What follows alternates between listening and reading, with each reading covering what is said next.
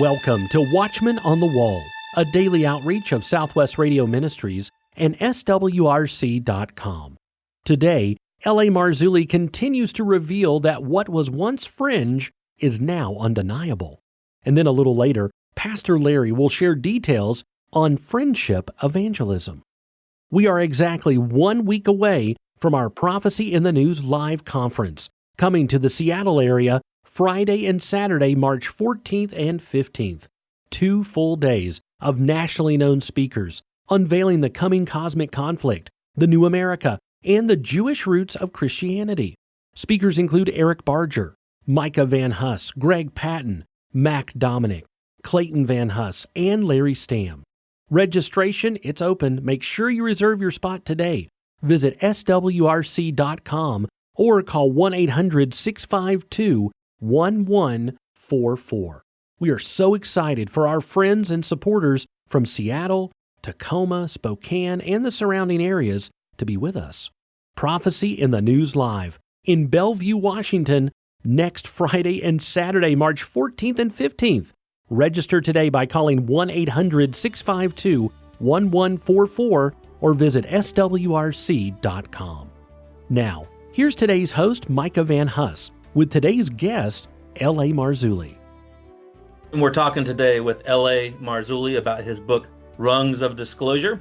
It's his latest book, and it's got 17 or 18 rungs in it, L.A., about 17 rungs on the path to disclosure, and we are climbing the ladder. In fact, I think we're pretty far up the ladder, according to L.A., but he'll get into it. You can get his latest book, Rungs of Disclosure, at rungsofdisclosure.com, rungsofdisclosure.com, and L.A.'s other works at lamarzulli.net.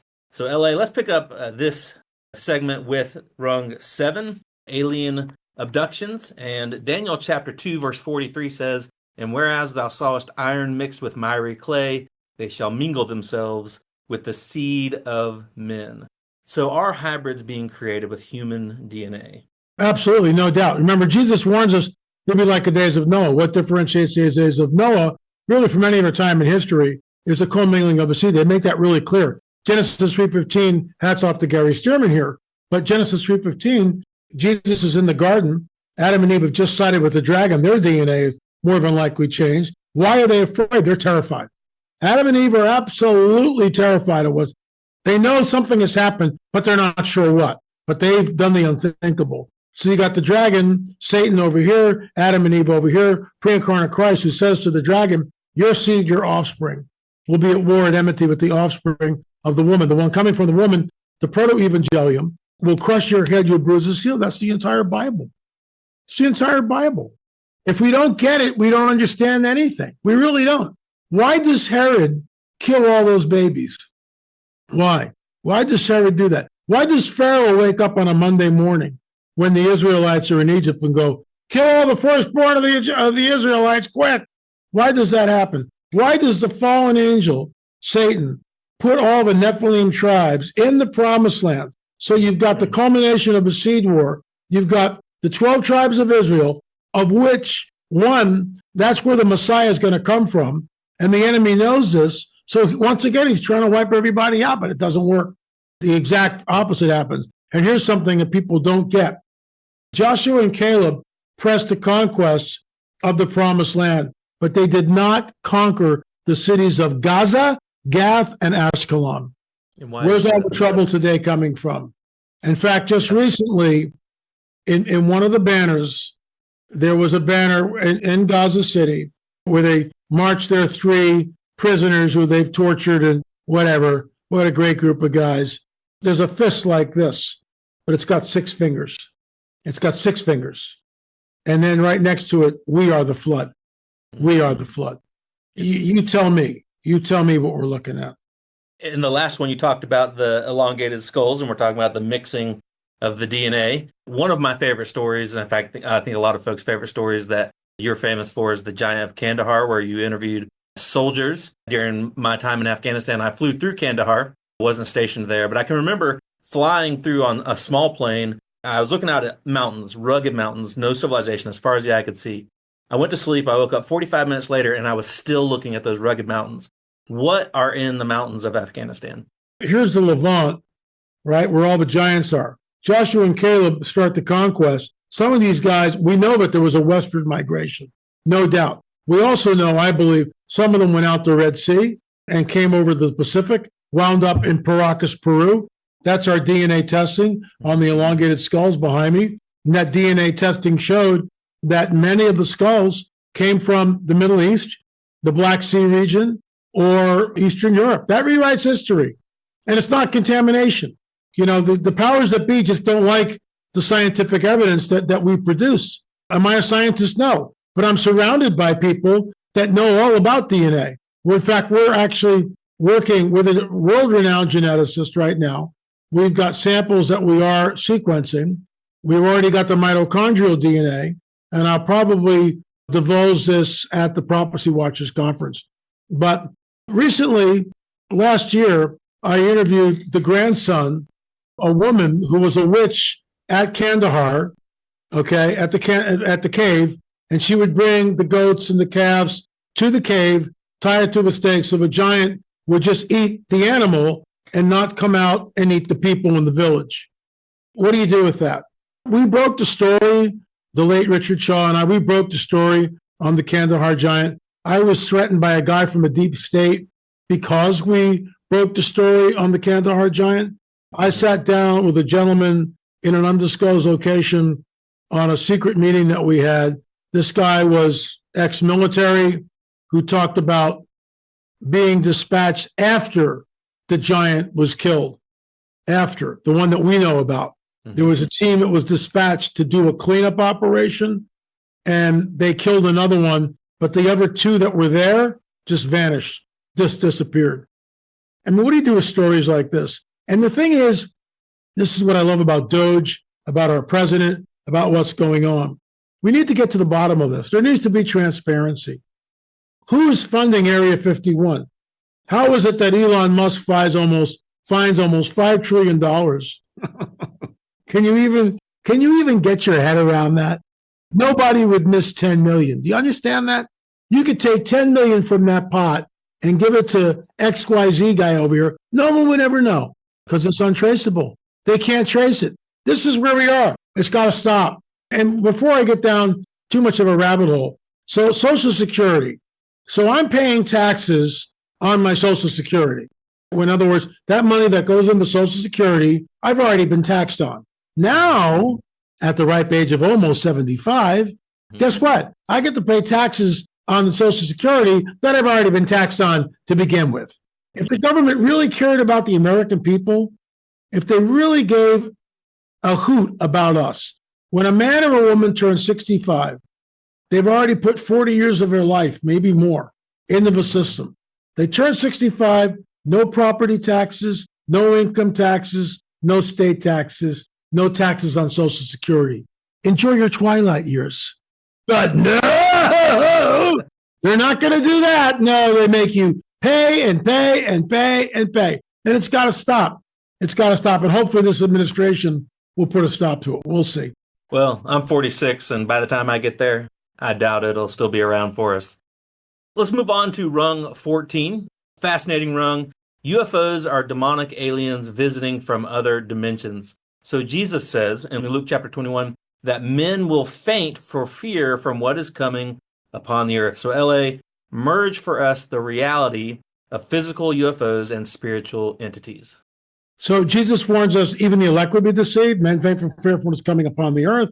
Satan comes with all signs and lying wonders. This is not a feel-good, happy message. This is not your best life now. It just isn't. This is the dire warning from the Lord himself, talking about that it'll be like the days of Noah. Men will faint for fear of what's coming upon the earth. Even the elect would be deceived if that were possible. Put that all into a cosmic blender and ask yourself, well, what's manifesting? What's the big lie? What could change everybody's mind in a nanosecond right here? You get mile-wide craft over the cities of the world. You remember how when COVID hit, the entire globe did this. It was just a 180-degree shift. We will now all get the vaccine. We all have COVID. Don't bother me with the facts, right? The entire planet just shifted into the COVID thing. And now we're finding out that not so fast, citizen, right? Maybe I didn't take a jab. None of my family took the jab. No stinking way. Every time I'm at the doctor, how about a shingles vaccine, LA? Okay, take your bad self out of here. So these are interdimensional entities. This is the coming great deception. This has been prophesied in the biblical prophetic narrative. And again, my topic will be at your conference. I don't know yet, but there's a long way to go before we get to your conference. Anything can change. More than likely, there will be a UFO update, rungs of disclosure, talking about where we are, more than likely. One of my talks, I'm assuming I will be talking more than once, but I don't know. But here's the deal. 2 times, yes, sir. Okay, good. How do you create a one-world religious system? We talked about that a little earlier. How do you create a one-world government, one-world religious system? The Bible tells us that this is what's going to be at the latter days. How do you do this when there's such a disparity, as we talked about previously? There's only one way that I'm aware of, and that's when they show up. Because you've already got the other side of the aisle, all the New Age people saying, oh, these are our space brothers, and we should welcome them. They created all life. Oh, my gosh, here they come. And get this. Here it is right here. This is channeled information. What is the truth? This is channeled information. Some of the creator gods were master geneticists. It has been our intention to expand your ideas of who your gods are, because those gods will be returning to Earth. They're already signaling. That's channeled information. Channeled information from an unseen entity that's coming through this woman, and she's writing it down via automatic writing, and she's telling us exactly what we already know. This is the coming great deception. I wish I was making this stuff up, but I'm not. The other side of the aisle is promulgating it. Listen to this one. This explains away the rapture of a church. There is a potential for many people to leave the planet in an afternoon. The people who leave the planet during the time of Earth changes do not fit here any longer, and they are stopping the harmony of the Earth. They've already told us that these people just didn't fit here any longer, those pesky fundamentalists. I remember sitting down with a woman on my show who claimed to be part extraterrestrial. And after I challenged her and said, well, give me one thread of prophecy that your people, I've got all these prophecies I can rattle off that are thousands of years old. You have none. Why should I believe what your guy is saying? And she just said, well, I don't want to talk about that anymore. But LA, you just cling to the dusty pages of your Bible. You're part of the problem. Now, I'm extrapolating on it a little bit, but that's exactly what she was saying. Yeah. Clinging to the dusty page. I said, boy, I cling tenaciously to those dusty pages. And by the way, they're not too dusty because I'm always in it. So there you go. Every man knows in his heart that God exists. And for those that have never had a personal relationship with him, it's not as easy to understand as folks who have had Jesus inside them for a long time or any amount of time. There you go. Folks, you're listening to L.A. Marzulli. He's talking about his latest book, The Rungs of Disclosure. You can get your copy at rungsofdisclosure.com, rungsofdisclosure.com, or any of his other works at lamarzulli.net. As well, L.A., as he mentioned, will be speaking at the Ministries of the Bibleverse event later this year, June 13th and 14th. Make sure you stop by, get your tickets at marginalmysteries.com, marginalmysteries.com. So, L.A., you can't give away the end game of your book, but let's talk about it as much as we can. Rung 17, The End Game.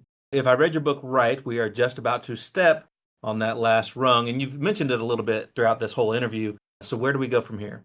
Well, there's only 17 rungs, but the 17th rung I wrote, and I said, this is where I think it's going to go. We are up officially rung number 19, where Jake Barber on the News Nation interview basically stated that these egg-shaped craft that they were moving around, helicopters slaying all top secret stuff, and then this entity came at him. It was a female entity. He was filled with love and peace and warmth, and now it's inside of him. It's like, Jake, if you're watching this, give me a call. We got to get you freed up, pal. But you got to want it out. That's the first thing. If you don't want it out, we can't do anything. But you got to realize that what's in you is not what you think it is. Trust me. Satan is beautiful. Satan is a deceiver. So he's going to show himself to be the most beautiful he can and deceive. Angel of light. Angel of light. We are all linked up via the satellite network, via the internet. That's why, when COVID happened, the entire globe just shifted, right? So with that in mind, because we're all linked up, what would cause the greatest climate of fear on this planet? You have a nuclear device going off anywhere. The entire planet goes boom, and focuses on that event.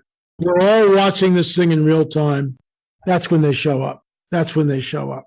Will they show up as our saviors? Absolutely. They will say that they created all life on this planet. They genetically manipulated early man. They started the world's religions, started the world's civilizations. Now, at this critical juncture in human history, they are back to usher mankind into what? A golden age. I'm not making this stuff up. They'll say that Zachariah Sitchin and his 12th planet were correct, even though Zachariah Sitchin made up a lot of that stuff. So one of my favorite topics to get into is evolution versus creationism. You know, I believe the Bible is our foundation for pretty much everything in my life, and it should be most folks' foundation, everybody's, in my opinion. Scripture says that in God all things hold together. You repeat that in your book. Did God create us only to leave us to the winds of evolution? No, evolution is the biggest bunch of nonsense that's ever been put on the American people, the people of the world. In fact, one of the things I'm going to write a formal letter to Doge and say, how many museums are funded with taxpayer dollars? Why are you promulgating the so-called scientific theory about evolution when it's an absolute affront to many Christians in our belief system? We don't believe this. Darwin had no idea about DNA. In fact, all he thought was the cell was just this blob. Now we know that the cell, it's got inside of it, it's in a whole other universe, intricate machines doing all sorts of complex tasks. He had no idea, about the deoxyribonucleic double helix of life. That's our logo, Spiral of Life. The finger of God from the Sistine Chapel, Michelangelo, right? There it is. Here, instead of Adam's hand, it's the double helix of life. We know that Jesus created everything, that he holds all things together, laminin. And if he just stops holding things together, they basically fall apart. Skip to Revelation 19. A sharp sword comes out of his mouth, and it's to strike the nations. When that sharp sword comes out, he just stops holding those people together, and they all just fall out. They just bleed out on the plains of Megiddo, and that's why the blood is up to a horse's bridle. Not because we're chopping heads off like a bunch of orcs in Lord of the Rings. We're not doing that. We're with him on flying white horses, watching the whole thing going, oh my gosh, look at this one. Do we see that breath come out? I think we do. He just stops holding these bozos together. He goes, okay, you've had your chance. I get it. You hate me. That's fine. But guess what? I'm not holding you together anymore. And they fall and they bleed out, and the rest is history.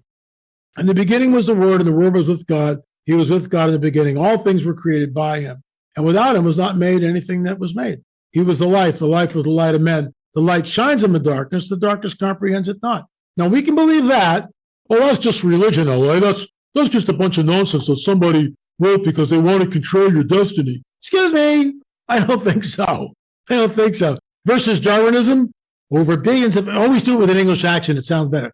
Billions of years ago, on the planet, there was nothing but slime. And something happened. Maybe a bolt of lightning hit that primordial soup. And all of a sudden, there was life, maybe very minuscule. It might have just been a small cell, but it began life. And from that, all these complex, monkeys and fish and everything else. It's like, sorry, not buying it.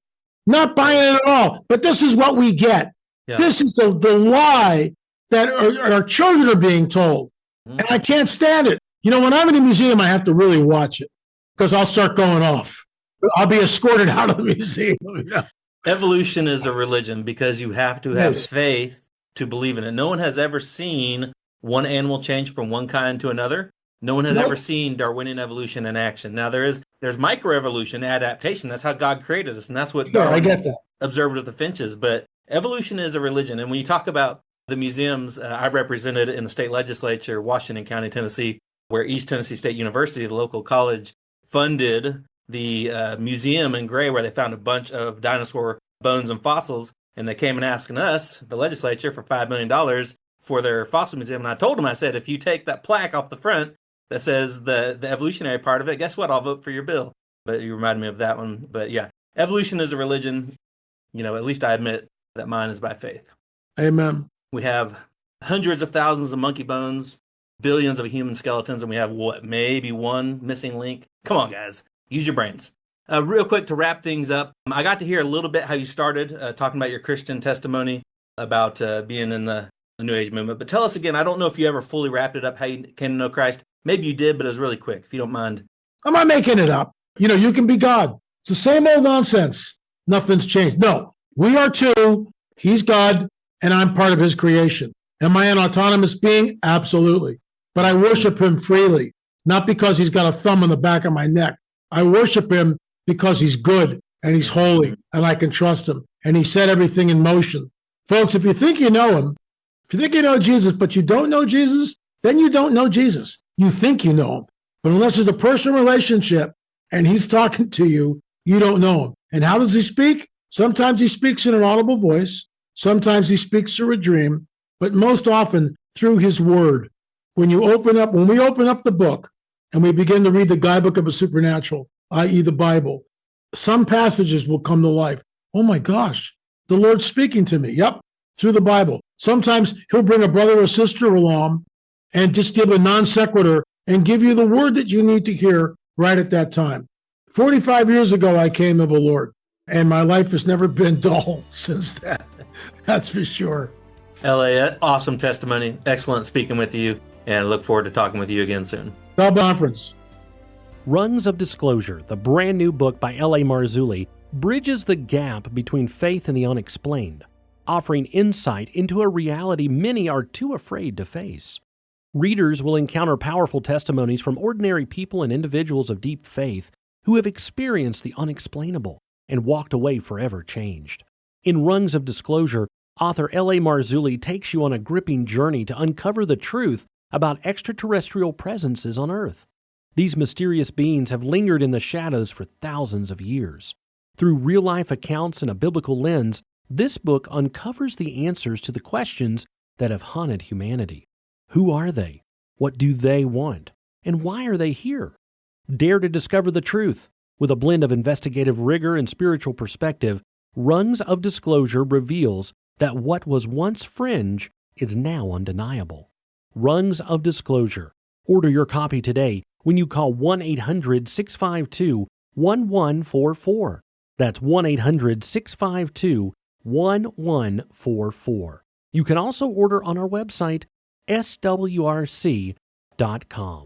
Don't wait. Step into the mystery today and find the answers you've been seeking. Order your copy and decide for yourself if you can handle the truth. Rungs of Disclosure by L.A. Marzulli. 1-800-652-1144. Pastor Larry is here, ready to answer a question on the minds of people wanting to share their faith, but believe they need to be friends first. Pastor Larry, what exactly is friendship evangelism? Friendship evangelism says we need to establish a relationship with an unsaved person before we share the gospel. It is based on the realization that, quote, people don't care how much you know unless they know how much you care. Friendship evangelism is sometimes called lifestyle evangelism. It involves maintaining a consistent Christian testimony before others. They see what it means to be a real Christian and desire to live that kind of a life. Friendship evangelism is based on the fact that people are really relational. Meaningful communication happens in the form of a dialogue rather than a monologue. Studies show that people come to visit a church for the first time because a friend had invited them. Pastors, of course, invite people to church, but quite often people think, well, he's paid to do that. One friend invites another friend and says, we'll come by and pick you up at 9:30 and bring you to church. That's an invitation that quite often works. So is friendship evangelism a good thing?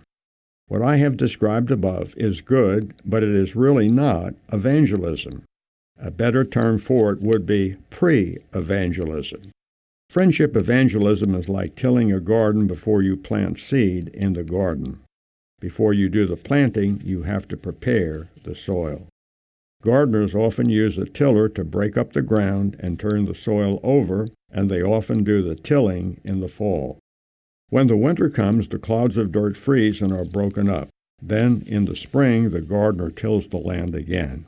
The clouds are broken, the ground is soft. The soil is aerated, and it is ready for the seed. However, tilling the soil is not planting the seed, just like making friends is not evangelism. The seed, the Word of God, must be planted. Romans 10, verse 17 says, "Faith comes by hearing, and hearing by the Word of God." You and I could make 100 new friends, but that is not planting the seed. In the same way, we could till 10 acres of land, but that is not planting 10 acres of land. In Matthew 28, verses 19 and 20, Jesus said, "Go therefore and make disciples of all nations." Romans 1:16 tells us about the Apostle Paul, "For I am not ashamed of the gospel of Christ, for it is the power of God unto salvation to everyone that believeth, to the Jew first, and also to the Greek."